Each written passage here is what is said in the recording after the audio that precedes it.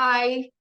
We'll just have to wait for a couple of minutes more for some of our PCOS program members to join.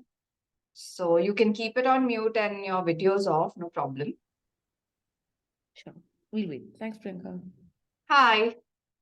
I hope Hey. you all are doing well. Yes. Awesome. Okay. So we'll just give it about 5 minutes and we'll start then. Because I think not many have joined. I know Saturday is like a lazy sleep-in day. So yeah. Yeah, that was me as well. Yeah. You can laze, it's okay. You can just listen to me. That's enough. Okay, sounds good. Thank you. Yeah. So 5 minutes. Yeah. Done. Okay.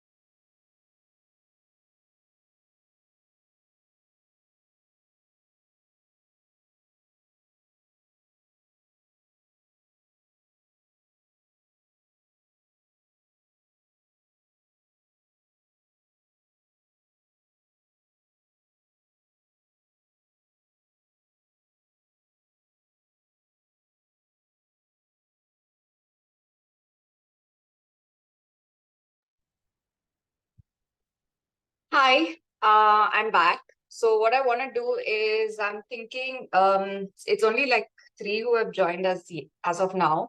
So if any of y'all have any questions that y'all want to shoot out, if y'all want to ask me any of that to clarify, we can do that and then probably start. If you have any questions.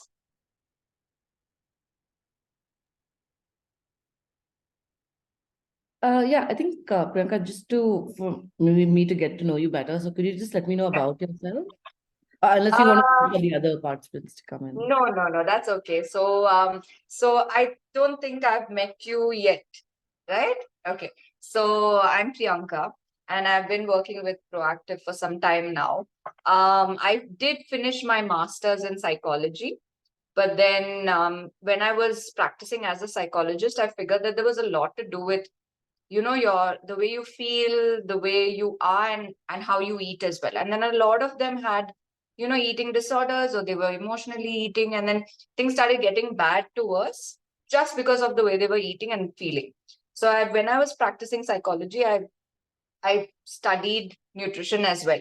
So when I finished that course, I think there was more of a calling for nutrition, because I could balance out, how someone is thinking about. It's not just about food. There's so much to do with why they're eating a certain way, how they're feeling when they eat. There'll be something or the other at the back of their head. So it's probably for me to understand the person better, and it's not just giving you a plan. It's really understanding you and then giving you the plan to see how much you could do or how much you can't do. So that's how I think. And I've been doing this for about 8 years now. So that's my history. And when it comes to nutrition, it's not that when I go out, it's, oh my God, we're with a nutritionist. We can't eat this way. We have to choose what we eat. No, I still love to go out. I still love to eat. I do eat junk. I binge eat. Yes, there are times. I'm human as well. But only thing is, I think I understand myself better and I know when to stop or how to correct it like later on. So yeah, that's how it is. And I believe that food should be your happy place. Like it shouldn't make you feel guilty or bad about eating in a certain way. So that's my whole motto, to really impart that knowledge about what's good, what's bad, and then you figure out and make your own choices. Like how like a psychologist does. They Yeah, just guide you. They don't tell you what to do and what not to do. correct. So yeah, that's me. Got it. Got it. Thank you. So I'm not sure, you haven't come in and met me as yet. Are you in Bangalore? Yeah, I'm in Bangalore. So this is my first session actually. So I had taken the package for PCOS only, I think in December, like end of December. And so Okay. this is kind of like so I took the package and it's like my first group session stuff. Yeah. Okay. Okay. Okay. So we thought we'd have these group sessions because the thing is, a lot of people do have questions, Mhm. and what happens is we feel that if you don't interact with people who are dealing with the same problem, you feel like you're the only one and you're left. Yeah. You're alone. So we don't want people to feel that. We want everyone to know that everyone's almost sailing in the same boat, Yeah. and what you may be worried to ask, someone else will ask. So your question is automatically answered. Yeah. Makes So sense. just to keep the community together and for that feeling of loneliness not to be there. Because a lot of people think that when you have PCOS, you're the only one and then you're doomed. So Yeah. it's not. So yeah, so that's why the thing of having these sessions. Yeah. Makes sense. So I think Akshita, Kanika, okay, y'all, I met y'all. Falguni, hi. I'm really Hi. sorry if I don't remember. Um um um have I No, no, have we I haven't connected yet. have I met you before? No, no, we haven't met. Okay, okay. So Hi, okay. everyone. So Sorry, I that's just got good. back from the gym. No, no, that's So okay. hence You was got back from the gym. That's a good thing. You weren't sleeping in on a Saturday. It's fine. So that's good. Okay. So I was just telling the group, like, if you have any questions, we can address those questions before we even start. Does anyone have anything? Or I can just go on to, some slides that I've created just to give you more clarity of just the simple things that we're going to talk about. Is it fine? Can I start that there? Yeah, let's start with that. Okay. So I'll share my screen so that you all can see. Okay. Sorry. So let me just figure this out. Yeah. Just give me a sec.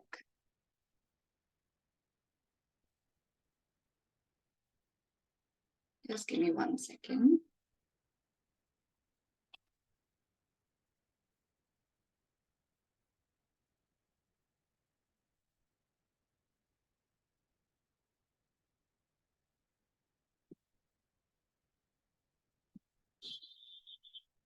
Mm. Y'all want to have like your cup of coffee or your tea or whatever it is when we are talking, please go ahead. Don't bother. Okay, so like my topic is about relationship with food, but I thought we'll term it as mindful eating because I think that's what we need to be doing. And slowly we then understand the relationship. Okay, so here, if you all can see my slides, I've just kept it very simple. So here it's what is mindful eating is just paying attention to eating, like really when we look at our food, how we feel and how long we take to really eat. Nowadays, I feel like it's just, breakfast, lunch, and dinner is over in like a jiffy because we're so, held up with work or if it's home or family that we don't really sit to see what we are eating or how much we are eating or how good it smells or none of that. So we don't really activate our taste buds or our sensory organs even because we're so caught up with work. So even when we're thinking like it's lunchtime, we are only thinking of work and what we're supposed to be doing. So I feel like you have to sit down with your food. At least, I'm not saying take like half an hour or 1 hour of a break. Even if it's 15 minutes, just sit with your food and switch off from everything like work. Try not to take calls when you're eating. Just be with your food. You will notice the difference of how even your digestion, there's a difference. Your body is also going to be absorbing the nutrients from food much better when you actually give yourself that time with your food. It's just about respecting your plate. Okay, then when we talk about, so you know what mindful eating is. Mindless eating is, I think a lot of us do that. So it's just about not paying attention to your food or just, simply eating all the time or whenever you're hungry and you're not hungry, you just sit and binge and keep like a snack next to you. And your body really doesn't need it. But because it's available at home and it's in sight, you're just eating. Okay, then there is like when you're distracted, like I said, a lot of us cannot eat without watching something or without listening to something. So there's no real concentration on what we are eating. And also then we realize, when we're watching something, we don't realize how much is on our plate, how much we have taken, how much more we have taken again, like reserved, or we might even be eating very less because we just want to run. It's just about, okay, let's just eat because it's time to eat. Then again, like when we talk about mindless eating, even emotional eating, like we don't pay attention to the emotions. Like some of us might feel really, really good when we eat, maybe something as simple as just dal rice. Some of us may really feel, hyped up when there's like a biryani or there's some curry that is, but we don't really give that food that attention. Okay, then again when it's mindless eating, there are a lot of external reasons also that come into play, like your television, there's advertisements. Like for example, now the biggest thing is Swiggy or Zomato. You just have to open your phone, and if you have any of those apps, automatically ting ting ting, it says today is samosa day, something else is dosa day, 50% off here, 20% off there. So even if you're not hungry and you don't need it, because of that stimulation that you get from your phone and then you'll automatically open the app, and then you're scrolling, and then you tend to get hungry. So I feel that is one of the biggest trigger nowadays for a lot of us. Maybe I would say 80% of us are just doing that because it's like a trigger. We are not hungry, but once we open and we see the options, and we then start to crave, like for example, now if you all have to open your Zomato or Swiggy app, you'll start looking at the pictures of food, and if you all haven't yet eaten, automatically you'll salivate. Otherwise there's no salivation yet, but looking at the pictures, you'll start to salivate. Or some of you all have already eaten, but you'll still think that, okay, let's just order this, maybe we'll have it later. So that is mindless eating. Okay, so how to eat mindfully, it's just very, very few points that you can actually do at home, at office, anything. So it's, just concentrating, because it reduces overeating, it aids in good digestion, it reduces anxious thoughts surrounding food. Like if some of you all have the problem that I can't eat, I can't eat. I need to be so strict with my diet, otherwise my weight will go all over the place. So there's so much of just anxiety and guilt over food, which you shouldn't be feeling when it comes to food. We want to disassociate that. Food is not bad. It's just that we need to figure out what's good, what's bad, and how much of it to eat. Okay. And that's when you improve your whole psychological connection with food. So when we have to eat mindfully, there's you give priority to meal times. So a lot of us don't bother. Like we eat breakfast whenever it's ready or whenever the cook comes in. Our lunch is whenever at work, depending on, our colleagues. Dinner is whenever we reach. So I would say just try and figure out your timing. I'm not saying get all your meals correct, like all the meals have to be on time. I know that with our schedules, it does go all over the place, but I would say start with the smallest thing, like maybe for this week, just get breakfast on time. For the next week, get lunch on time. Following week, get dinner on time. Slowly, your body also will adapt to those timings. That's all. And that's how you start slowly, because if you're trying to correct everything, it's again stressful for you. See, also because another thing, it's a small group. So if you all have any questions, even if I'm talking, please just no problem, just ask away. Okay. So then avoid distractions, like I said, your phone or your TV, any of that. Avoid being rushed around meal times. Like say you're going into a meeting, so just I have only 10 minutes to eat. Maybe I have to study, so I have just 10 minutes to eat, and you just gobble up your food. So don't be rushed. Plan out your schedule accordingly and eat well. Another thing is choose good cutlery. So that I think I've done myself, and I've noticed the difference. So I'll tell you, like at my mom's place, we all use steel thali plate, whatever. And the plates used to be quite massive. Okay. So, and we used to see that, or my parents would see that plate is full. It's a huge plate, and you're just eating because there's so much space in that plate. So you're just overloading, and eating. But when you change your cutlery, you get like your own small, cute plate, you have your own mug, you have all of that. And, you're more inclined to eating on that cute plate, keeping your own cute mug. So I would say like good cutlery and the size of it really, really makes a difference. Okay. Another thing is always sit down and for a meal. Don't go to your fridge and pick out something and just eat because you're hungry. Don't ever do that. Don't ever go to your fridge and just pick out food. Another thing is like how you're using your cutlery. There's another thing that we tend to eat out of takeout bowls or takeout containers, and that quantity is not really the quantity that's enough for like one person. I mean, it's too much for one person. So try not to eat out of that because you tend to eat a lot more. Try and use your measuring cups or spoons, etc., to know how much you're eating. Like, for example, I've told people who have come in to meet me for the program, I have told them, like, when you're eating rice, don't take it straight out of the cooker. Take rice just enough, like for a hand size bowl is more than enough of rice. Okay. So that is how you eat mindfully. When you're talking about emotional eating and that relationship that we have with food, emotional eating is when you think, I'm happy, so I want to eat. I'm sad, I want to eat. Like I put the things of I hate him, I want to kill him, if you've had a breakup, stuff like that, or it's your birthday, I want to eat. And the thing of it's a weekend, let's eat. I'm drunk, so I can't figure out what I want to eat. So let's just binge on anything that is available. So it's just that emotion that's playing. Okay, you're not really hungry, or you may not want that particular kind of food, but it's only the way you're feeling that you give in to certain things.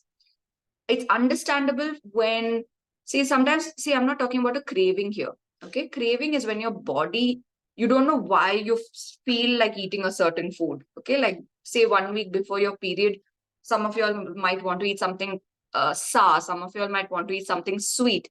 So I'm not saying that. This is here your thought process and then eating. Okay, because when you're getting your period and when you crave for something, it's okay to give in, but don't overdo it.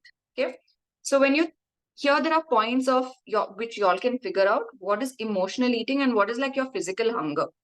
So there are points that will be very evident. Okay. When it's emotional eating, you have a sudden, like you're so angry with someone, you just want to eat. Okay.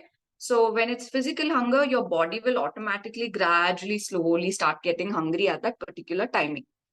When it's emotional hunger, like I've said there, it's intense craving and it has to be like immediately satisfied. Otherwise, you're getting like all, either emotional or angry or stuff like that. But with physical hunger, there's no intensive urge to eat. You know that, okay, 1 o'clock is like my timing for lunch. I'll have at that time and I can push it for another 20 minutes or so.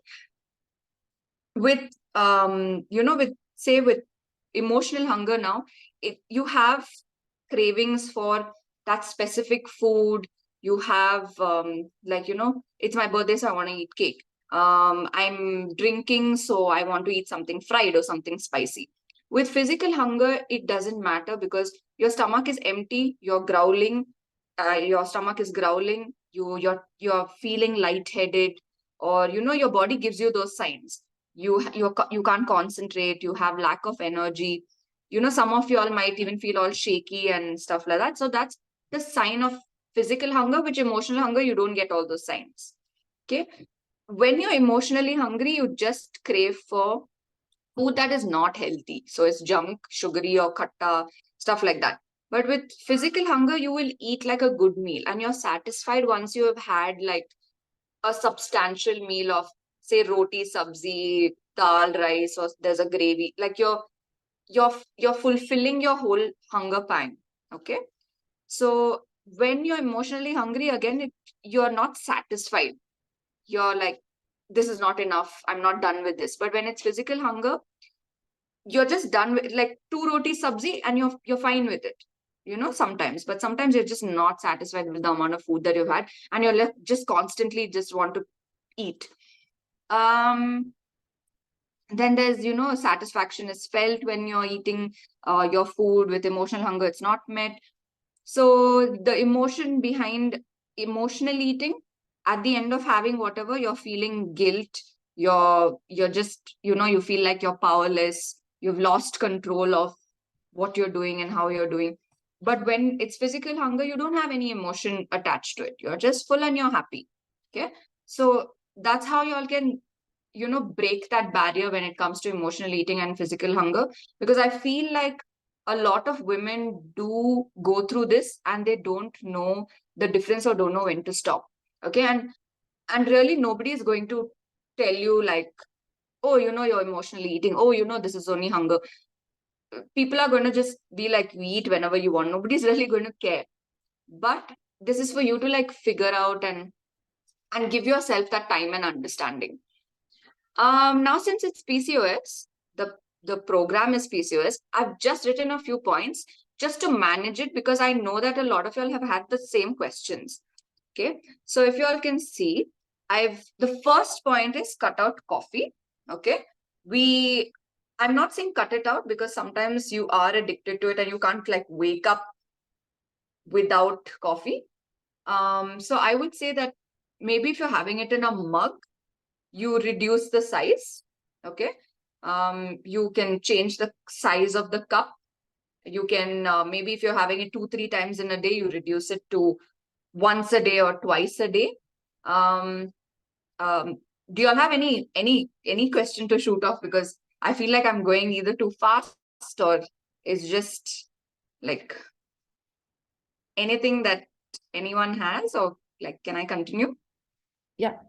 Yeah, Please continue. continue. I have more questions. Okay. So another thing that is good is soy and its products. So you have like tofu, you have soy milk, but except for if you have thyroid, then I wouldn't suggest soy products. So you can have soy because it acts like estrogen for the body. So it is good. Like even so that's one product that is good with estrogen. Like coffee, don't have it because it alters estrogen levels and a lot of hormonal behavior and changes. Even coffee, it sort of lines the system in such a way that it you know your nutrient absorption doesn't happen as well as it should. Okay. Another thing is probiotics are very important. So when it helps with your gut, and a lot of us do have gut issues, or we have bloating, or we have that that gassy feeling like right after eating and you're not comfortable. So I feel like probiotics for some of y'all who have these issues are very important because it's very good for your gut health. So it reduces inflammation, it absorbs nutrients well. So your probiotics can be, your best and simplest one would be your curd, because it's fermented and it has the right amount of bacteria for your gut. Another thing is ginger. So y'all can make like a ginger tea in the morning, not with tea leaves, but just boil your ginger in water. That also is very good for your gut. Then there's fenugreek. Okay, that is your methi. It helps with your blood sugar levels because women with PCOS generally have altered insulin resistance. So that will help keeping that in check. So you all can soak that the previous morning, and in the morning, soak that the previous night, and in the morning you all can drink that water. So that helps to control blood sugar levels, improving in your insulin sensitivity, and also lowering cholesterol level. But again, we need to know that these are all natural ingredients. So it's not a quick fix. It does take maybe 2 to 3 months to really help and to feel it. Okay. There's ragi. So your ragi is like a superfood for women. Okay. And I know that people from different parts of India don't have ragi, but I would say try and include it because it's a really, really good superfood. So it's rich in its calcium. It does have iron content that we do need. So see, with calcium, women, we need a certain amount, and it tends to deplete over the years. And especially for women who do plan for pregnancy and who are pregnant, they lose calcium a lot more because obviously your baby is taking out that much amount of calcium from you to develop. So ragi is a very good source. You can do that.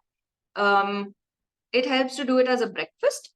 If you can't do it as a malt, you can choose to make idlis or dosas out of it, or like how we have besan chila, we can make ragi chila out of it. And it does help to prevent cramps during pregnancy because of the amount of iron content that it has. Flaxseed is another thing that's really rich in omega-3.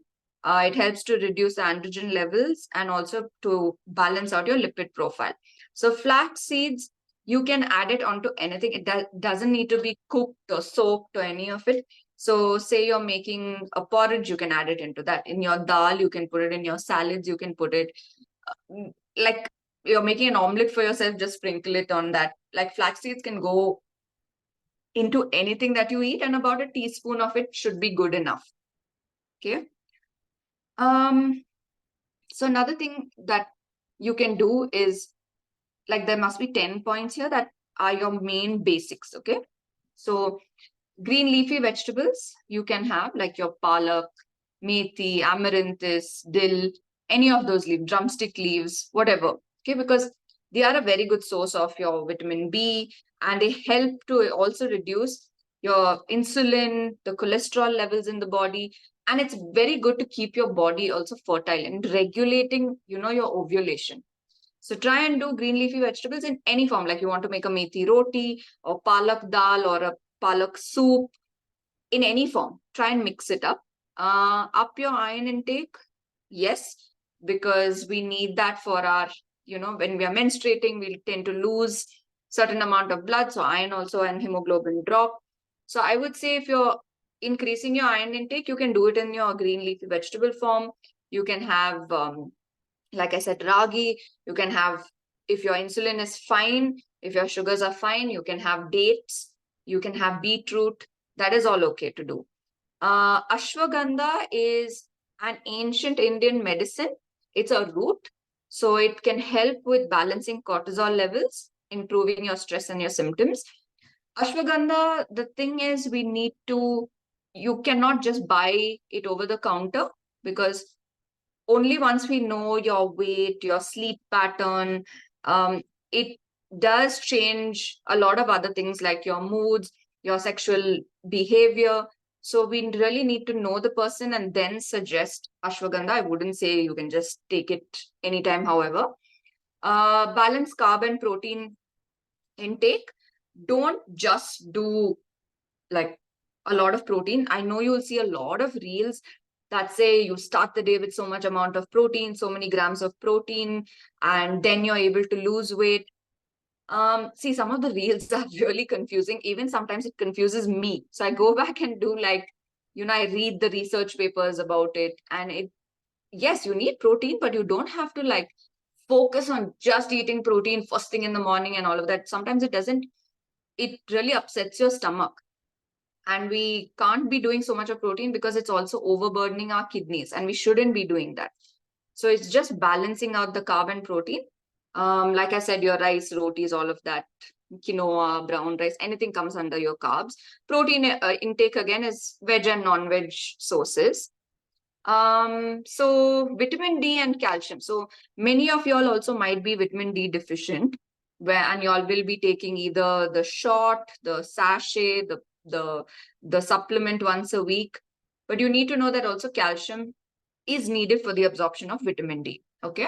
So if y'all are not on the capsule also, if your vitamin D levels are fine, you still need a certain amount of calcium that can come from different sources.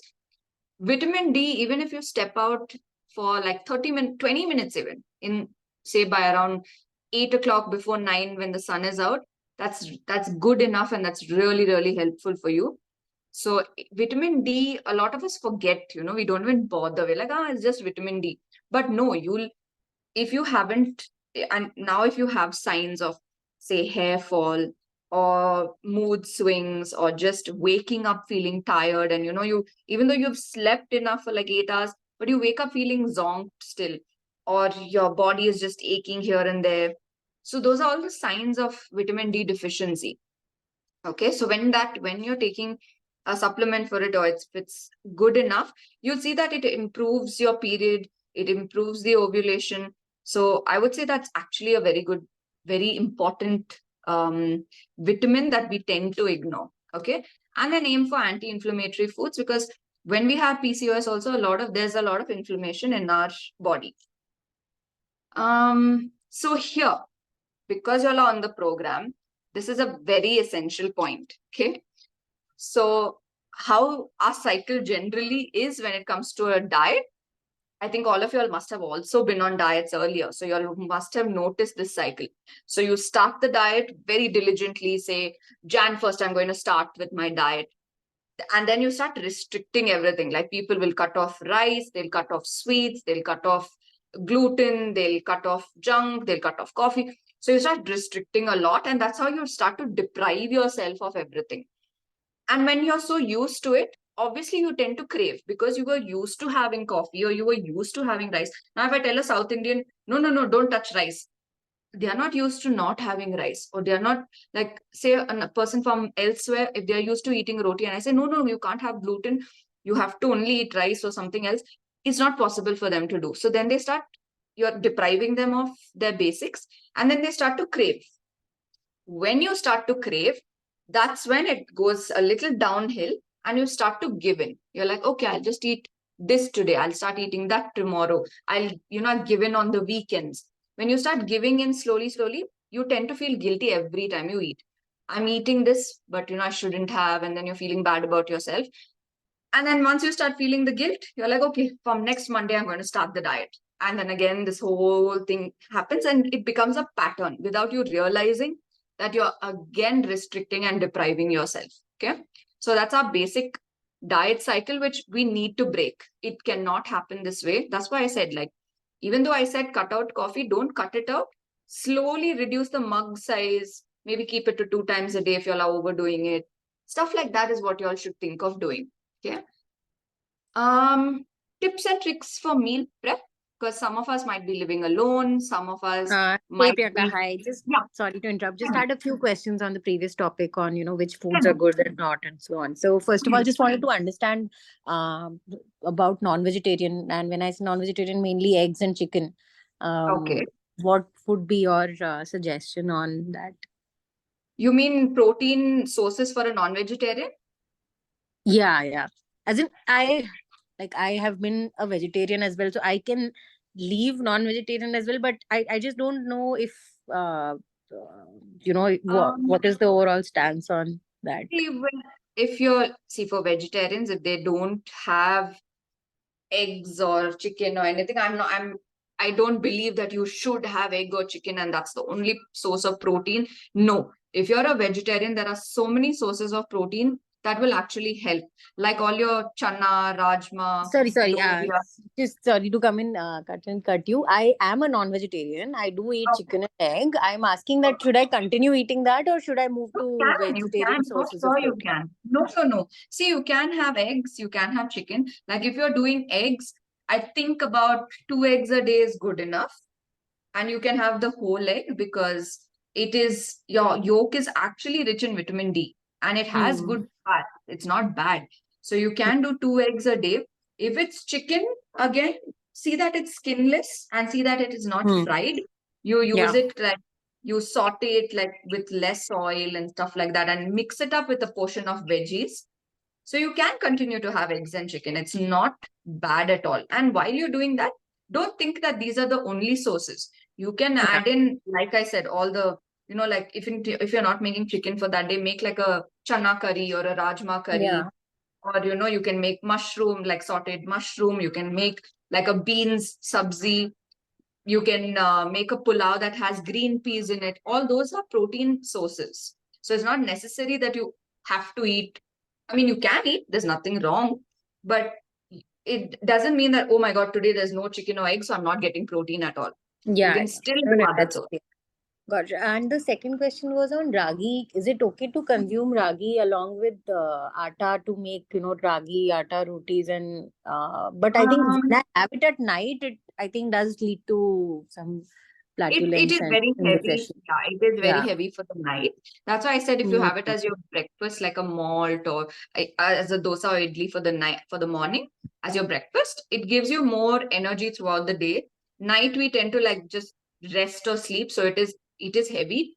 But I would say Hmm. if you're doing ragi, try and do it in its original form. Like try not to mix it up. You can make like ragi the batter, so and make like the dosas out of it. I know that ragi roti also you can put wheat in it, but if you're able to just keep ragi as that one component that your body will absorb, it does make a huge difference. Okay. So don't try not to mix it up. See, Got but it. And if how you're about making other like a millets? Sorry. you can Go ahead. have your kudo millet, little millet, barnyard millet. Um, you can have any of it. But again, see with millets, there's a time when there was a time at least where everyone was like, oh, weight loss, weight loss, weight loss. We need to have only millets, and that is the most healthiest option. We should stop rice, we should stop chapatis, stop wheat. No, okay, because for generations now, we have been having rice, roti, etc., etc., and we cannot stop it and just include millets. Our body, first of all, is not prepped for that kind of breakdown and digestion. So you tend to really some of them might get constipated, some of them might get stomach aches because your body is not used to it. So even if you want to include a millet, I would say include it on alternate days or so. Or if you're used to millets, then you can continue that. But don't just suddenly throw something new to your body. Got it. Yeah. Any other question that you have? No? Okay. So yeah, I'm going to go on to the next slide, which was the Sorry, meal just prep. one more question. How about fruits? Fruits. Okay. So when it comes to fruits, I do suggest, see, fruit is fine, but if you have like your sugars are a little haywire, up or down, or your glycemic index is high, I feel like you can do fruit before 5 p.m. Why? Because our metabolism is slowing down post 5 o'clock. Okay. When our metabolism is slowing down, we are giving our body glucose through the fruits, correct? So when we give our body that much of glucose, but we're not using it and our metabolism is slowing down, that glucose is converted in micro forms of fat and there is storage happening. So if you're going to be doing just a fruit salad for dinner, I don't suggest it. And also if your insulin is already all over the place, there'll be highs and lows. So I suggest that you stick to fruit before 5 p.m. and there's no fruit that is bad. But see, again, if you are overweight, if you're over a certain amount of BMI, I do suggest reducing on banana because it's very calorie dense. Okay. And for people who are over that weight scale, they don't need that amount of calorie intake. But for people who are not really over the top in their BMI, banana is fine. So it really matters. But I would say every fruit is good, every vegetable is good, but it only depends on your body type and when you're eating a certain food. But fruits, yeah, please go ahead. Like, please have it as a mid-morning snack or a mid-evening snack. Thanks. Yeah, no problem. Okay. So meal prep for everyone that needs to know, because otherwise either you're ordering out or you're just lazy to cook, or you're just asking your cook to make whatever she wants. So I feel like when you prep, do beginning of the week so that you're sorted for the rest of the week. Otherwise, there's that tension of, oh, what to cook tomorrow? What do I eat tomorrow? Should I eat this? Should I not eat that? So try and make that plan at the beginning of the week. And when you make that plan at the beginning of the week, obviously you're going to shop. So you shop once a week and you're done. So you don't have to waste time throughout the week. Everything is there. So even if you made a plan and your cook comes in, you know that, yeah, all the vegetables are there, whichever vegetable is there. So she can take that and make it. So that is done. Then is if you're cooking by yourself and you don't have help, choose easy and fast recipes, because I don't believe in spending a lot of time in the kitchen because you just get tired. Then you won't want to eat at all.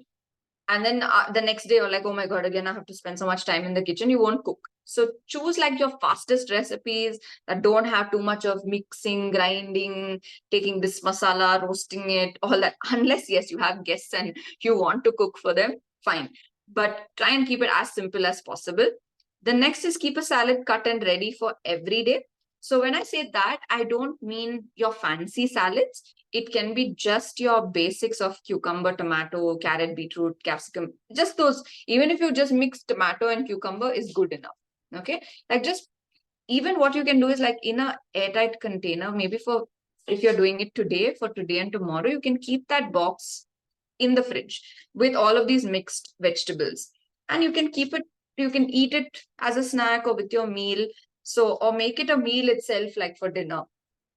And to make it more nutritious, you can add like your chicken or eggs or mushroom or paneer or like chana or any of those lentils and pulses to make it more protein rich. Okay. So that's how you can prep for the salads. And stock up on lentils and pulses, because those are the ones that are actually easy to make and protein rich. And like how when you're making a rajma curry today, obviously the previous night you have soaked it and you have kept it you've pressure cooked it the next morning. Like some of who I've already met, I've already told them, when you've done this, it's already one work you've sorted. So you just take some rajma out, you keep it for your curry, take some aside and keep it for your salad. So that way 2 meals are sorted. You have rajma with chawal or with roti, and you have rajma as a salad in the night. Okay. So that's what you can do to make it easier for you. We do have these vitamins that are important for you, like iron, vitamin D, which I already spoke about. But the sources of vitamin D are like, okay, I'll come to iron first. So iron, is for your hemoglobin. It does reduce tiredness and fatigue. It gives you enough of energy. So iron sources is all from your ragi, from the green leafy vegetables.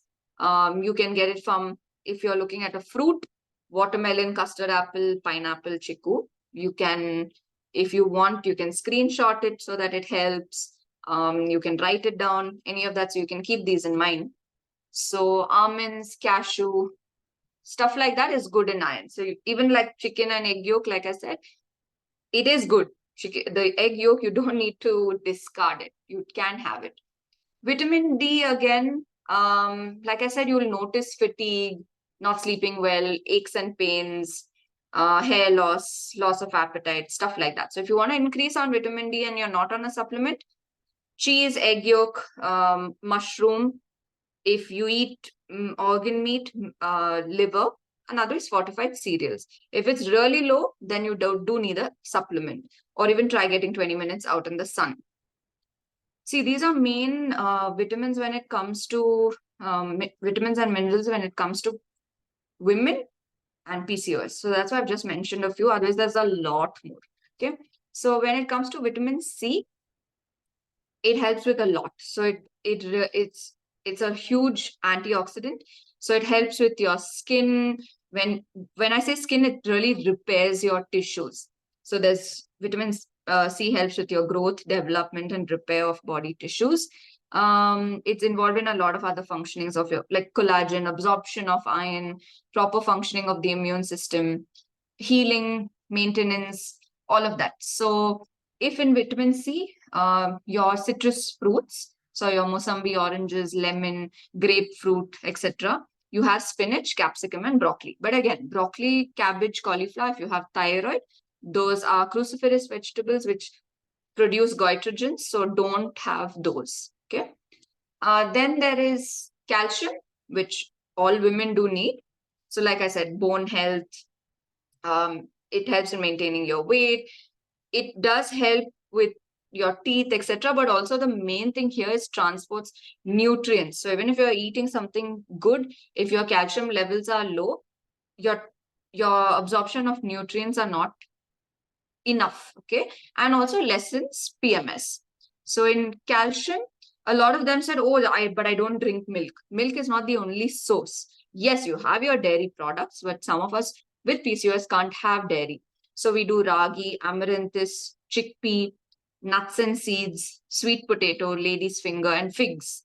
Those are all rich in calcium sources. Okay, so you can try and include them into your daily diet. B12, again, with B12, we do notice that a lot of vegetarians are lack B12. So it does help again with, that pins and needles feeling if you're having it. Then, disturbed vision, irritability, or depression. Some of y'all might have if the vitamin B12 levels are too low. So for that, again, for vegetarians, it is difficult, but I feel like if you have spirulina, it slowly increases it. But for non-vegetarians, chicken liver, egg yolk, red meat, if your cholesterol levels are fine, that's okay. Fortified dairy again, but absorption of it is very slow. Okay. So then you have omega-3. So omega-3 is again very essential. Some of them I do recommend having the supplement because they can't get other sources.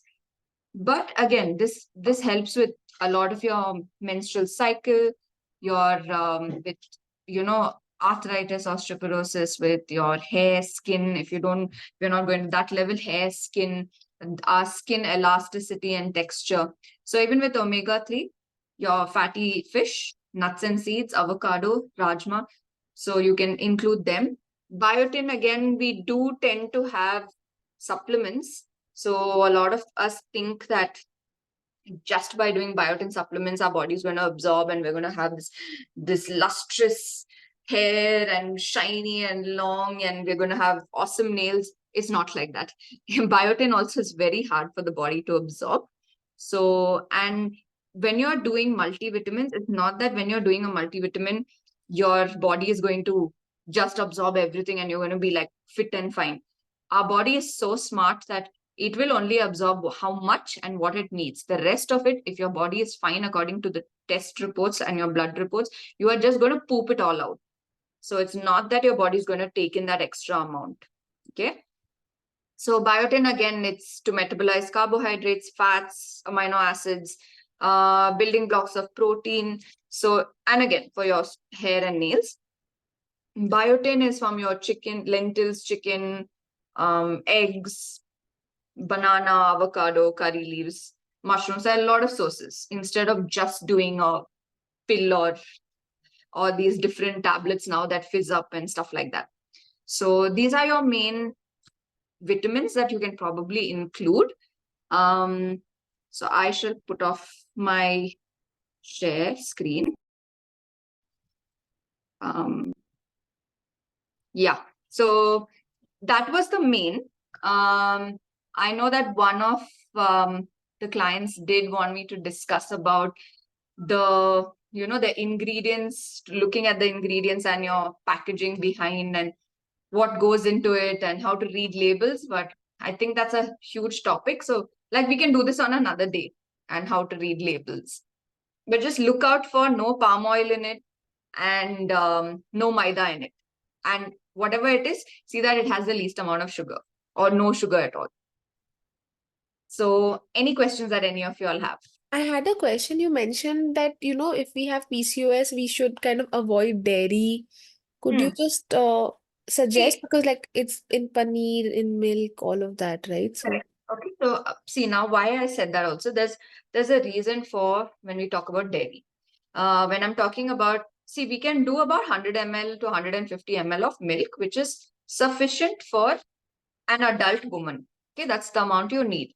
When it comes to dairy and people who have severe symptoms of PCOS, what happens with milk is nowadays, because the demand is so high with milk, the cows are given a lot of hormones to produce that amount of milk because it's not natural for them to keep pumping so much.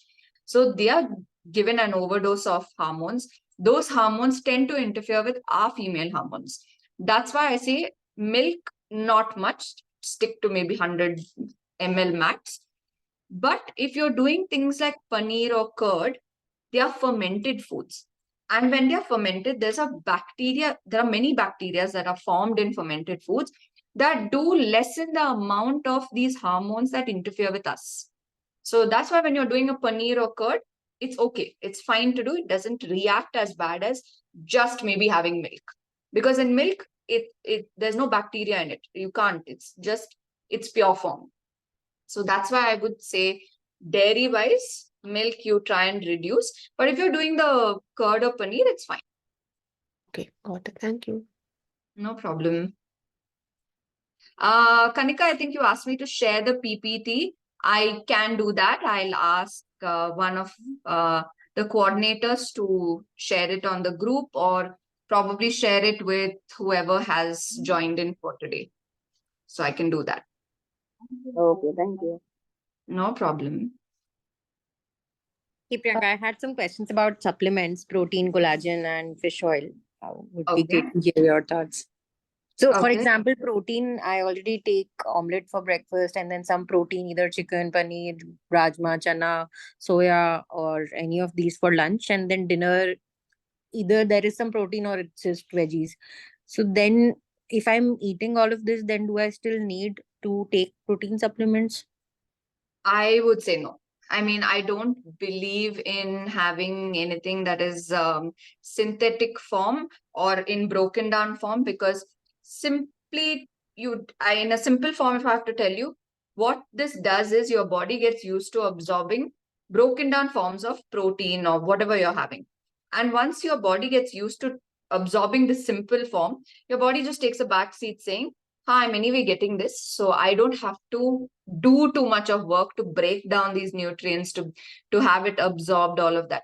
So your body tends to like chill. Okay. Then when you stop the protein, again, for you to have like eggs, chicken, whatever, mushroom, etc., that you're going to be overdoing, your body can't process that much. So you will say now if you have had protein and you feel like, yeah, I have good muscle mass, I can feel, and I feel a certain way in my arms, thighs, whatever, you will that the dip of it will be very fast. You lose muscle mass much faster because you've stopped that synthetic source and even though you're eating, your body is not processing protein the way it should because it's all synthetic form. So your body was getting synthetic form. So I would say if you can do things that are natural as much as possible, try and stick to that. Unless you have it's very low, you're losing a lot of protein mass. For some people, they have like a degenerative disease where they lose a lot. So for them, yes, we suggest all of this because food is just not enough. But if you're fit and fine, try and just keep it as clean as possible. Got it, got it. And how about collagen as a general supplement? Like I'm 32 and I'm aging, so but my husband has I'm also started. 32. Don't say 32 is aging, please. Um, I honestly, I don't think you need. See, the thing is, all of us need to age, and we should be aging gracefully. It's not bad to age. I think if we take that on, like, just take it on as just it's a number and it doesn't really matter, is fine. Just go with that process. But if you're so worried about it, I feel like citrus fruits, because it has vitamin C and it's very high in its antioxidants. So those are natural forms that you can probably include. A collagen builder, like your supplement, I'm not going to say yes, it's okay to have, but if you really are, it gives like the way you feel or look, if it gives you anxiety and stuff like that, if the collagen is doing you good and you can notice visible changes, you can go ahead with it. But I feel like eating well, exercising, sleeping well does make a huge difference. So you can just do these even though you're 32. You don't need to be so worried. Got it. And sorry, last one is fish oil. I think that would make sense for omega, which Yes, maybe. omega-3. Yes, because a lot of us don't get that amount of fatty acids in our body, because omega-3 does come from fish and fatty fish, which we don't get. So you can include an omega-3 supplement. It's just a fatty acid, so it controls your lipid profiles like your HDL and LDL. It's okay to do. That's okay. That's fine. And that's to be taken every day. You can take one every day. They do suggest two, but I feel like one a day is good enough. Thanks. No problem. Priyanka, sorry, just one last question from me as well is, No problem.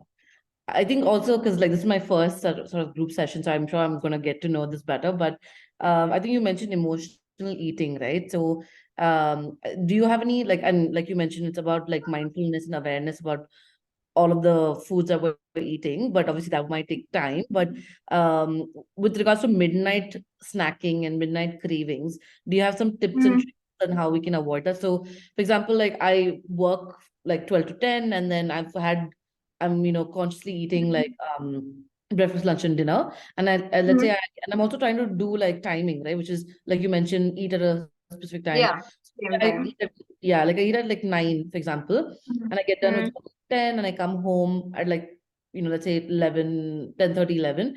And then, you mm, feel like I want to eat like a snack. So, do you think I should avoid that? Or do you think like, I could do mm. something different instead of One snacking? is our body tends to get used to that behavior. You're coming home and then it's like you're conditioning yourself to that. You're coming home and you're automatically feeling hungry and you want to eat. So that becomes Yeah, a condition. Okay, so try to break that conditioning. Like, it does take time, but I would say if you're stocking up in your house with snacks or junk or stuff like that, don't do that, because then it really pulls you, draws you towards it, because if it's out of sight, it's out of mind. Okay, yeah, another thing with craving in the night, so our body sends the same signals for hunger and for dehydration to the brain. got it. Sometimes you might be just dehydrated, but you're like, no, I'm hungry, I'm hungry. So just try at that time drinking a lot of water. Got And if you have snacks inside, keep it out of sight. got That'll it. help. Yeah. Awesome. So it will take some time to like break that chain, but I'm sure you can do it. It's not really hard. Got it.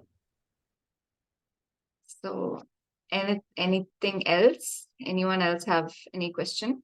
Sorry, I just had one more. So I think you also Yeah. mentioned emotional eating, and one of the things was about like, being drunk, etc. So, and I think like you also mentioned the earlier part, like, when you go out and things like that, right?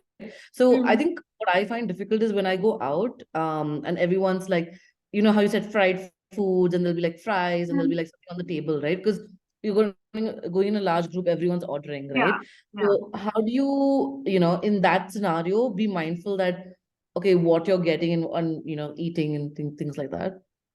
I would say if you're going in a group, uh, really nobody everyone's ordering. So the thing is, you can order something that you feel is good for yourself also. Okay, and you can order that and keep that for yourself. You can order 2 of it so that you can share the rest, and you can keep that also for yourself. So that's something that I've learned to do. If I'm in a big group and I know that 10 different things are going to come on the table, I know that nobody's really going to bother. So they won't look at what I am eating because there's so much on the table. So I just order something for myself that I can snack on, maybe while I'm drinking or whatever it is. So that's what I do. So I tend to order 2 or 3 things. So even if people pick out of what I'm eating, there's still something for me to snack on that's healthy. Okay. So I choose things like like a peanut masala, because that's boiled peanut masala. I don't really binge on chips, but if there's anything that's steamed, baked, boiled, whatever, or like there's a tikka, like paneer tikka, chicken tikka, grilled chicken, one of those, like these grilled stuff, I choose those. So that's something that you can order when you go out in a group, because everyone will be eating it. It's not like, oh my God, she's on a diet, so she's eating that, Yeah. So Yeah. it seems very normal when you go out. Got it. Yeah. So I think we're good for the session then. I think there are some questions in the chat. Should we eat? Okay, I think I've addressed those, right? Yeah. Okay. So yeah. So then I'll ask the care team to share it with the ones who have joined today. Or if they want to share it with the group, they can do that as well. Okay, so you all have a good weekend and eat mindfully. So I'll see you all soon for a consultation or in our next session that we have online. Okay, Thank you so much. no Thanks. problem at all. You all have a good weekend. You too. Thank Happy weekend. See you. Bye. Thank you.